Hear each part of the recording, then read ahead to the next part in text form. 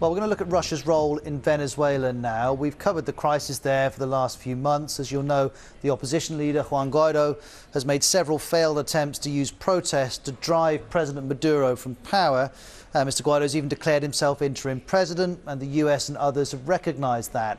But Mr. Maduro remains the president, in part because he has...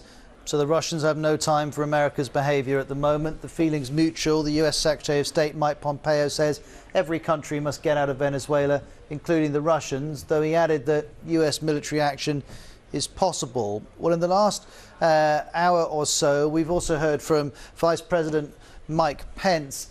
He said a little here. This is from Reuters, telling us that all sanctions on Venezuela's Manuel Christopher Figuera, the former chief of the intelligence service, have been lifted. Now, the reason I'm telling you this is because that's happened after this man broke ranks with President Maduro. So that's the carrot. The Americans are saying, work with us against Maduro, and those sanctions, those punitive economic measures will be lifted. Well, Russia has political and economic reasons for wanting Nicolas Maduro to stay in power. It's invested a lot of money in helping the Venezuelan economy, which has been in a profound crisis because of mismanagement and is under particular pressure now because of US sanctions on Venezuelan oil exports. Let's look at some further reports on these connections. The Times says that Russia and its state-controlled oil company Rosneft has lent Venezuela no less than $16 billion since 2006. Now, some of that's been paid back in cheap oil, but not all.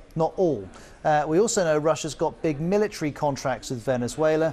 There are reports that Venezuela could owe over $3 billion for an assortment of military hardware. And then last month, as the pressure was growing on Nicolas Maduro, this picture emerged showing a Russian plane in Caracas. Reuters reported that it was carrying defense officials and nearly 100 troops.